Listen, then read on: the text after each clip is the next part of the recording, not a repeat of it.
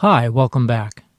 In this week's module, we're going to take what we've learned about writing paragraphs and start building a complete essay. In Part 3, you'll be adding the final components, a title, an introduction, and a conclusion. So let's take a closer look at each of these parts. So what makes a good title? Well, coming up with a good title is mostly about using your own good judgment and creativity. However, there are a few basic rules you can follow to help in the process.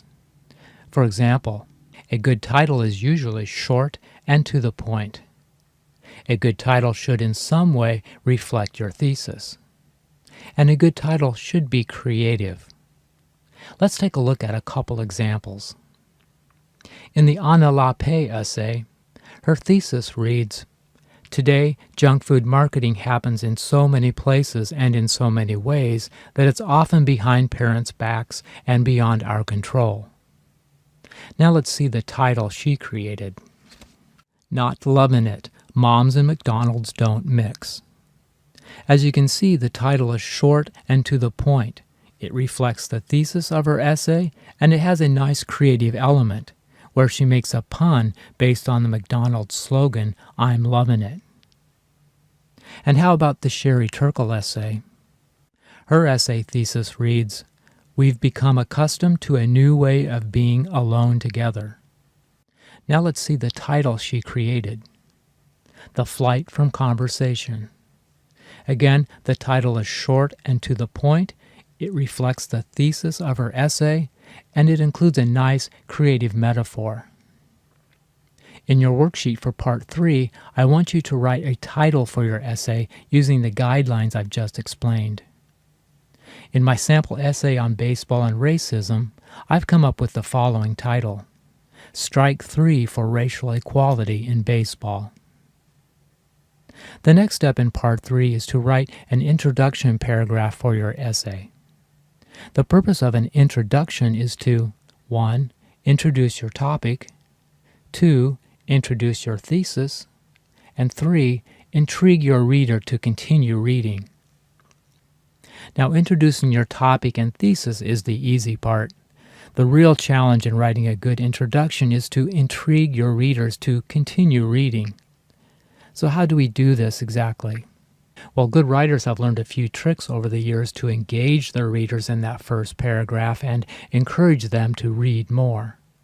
Some of these tricks include using the introduction to tell a story, adding a quote or quoted passage in the paragraph, showing your credibility as an expert on the subject, using the introduction to ask your reader a question. Let's take a look at a few examples. In the Anna Lappe essay, the author begins her essay by describing a particular event and providing some details about what happened. This is a good example of an introduction that tells a story. In the same paragraph, Lappe also includes a quoted phrase, which is another good technique for engaging your readers.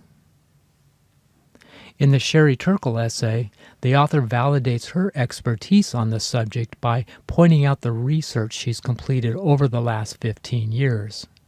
This is a good example of an introduction that shows credibility.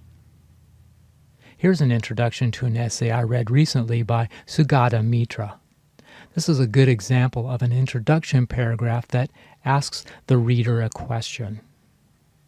In the Part 3 worksheet, be sure to indicate which type of introduction you would like to use with your essay.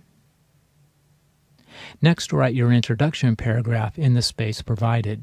Keep in mind that your introduction paragraph should be approximately 4 to 6 sentences long, and your thesis statement should be the last sentence of the paragraph. Now it's time to work on your essay conclusion. In general, a good conclusion creates a sense of completion. It brings readers back to where they started, but it also shows them how far they have come. It also provides a quick summary of the essay and often presents a further observation or point about the topic. Some of the techniques that writers use to accomplish this include restating your thesis. Keep in mind that this does not mean repeating the same thesis sentence from your introduction. Instead, rephrase your thesis using different words and expressions and perhaps adding a different perspective on the topic. Providing a call to action. If the purpose of your essay is to persuade or influence a reader, the conclusion paragraph is the ideal location to ask your reader to consider your point of view or take action. Let's take a look at a couple examples. In the Anna Lepay essay, her thesis in the introduction paragraph reads, "Today, junk food marketing happens in so many places and in so many ways that it's often behind the parents' backs and beyond our control." And in her essay conclusion, she writes, "You can turn off the TV and your kids will still be exposed to junk food marketing. For kids today, marketing is ubiquitous, and McDonald's has been front and center in making it so." Notice how the author is essentially repeating her thesis from the introduction paragraph. However, she has rephrased the thesis using different words and phrases and has also included an additional perspective on the topic by referring directly to McDonald's. Here's another example where an author includes a call to action in his conclusion paragraph. In the essay by Sugata Mitra, the thesis in his introduction paragraph reads, "Many of the skills learned in a traditional classroom have little value in today's workplace." And in his essay conclusion, he writes, "We don't need to improve schools. We need to reinvent them for our times, our requirements, and our future. We need people who can think divergently across outdated disciplines, connecting ideas across the entire mass of humanity. We need people who can think like children." Notice how the author is using his conclusion paragraph to persuade readers to see his point of view and possibly take action on his suggestion. After completing the Part 3 worksheet, you should have in place all the components needed to write a complete essay: a title, an introduction, a body section, and a conclusion. As I mentioned earlier, this might be a good time to combine all of the essay components you've written so far into one document, using perhaps Microsoft Word or Microsoft Works. In next week's module, we'll talk more about how to format your document, and we'll also review some methods for editing and revising your essay. So that's it for this week. Remember that the only assignment due for this module is completing the 3 essay worksheets listed below. If you have any questions about the assignment, please contact me through the Angel Course email. Have a good week, and I'll see you next time.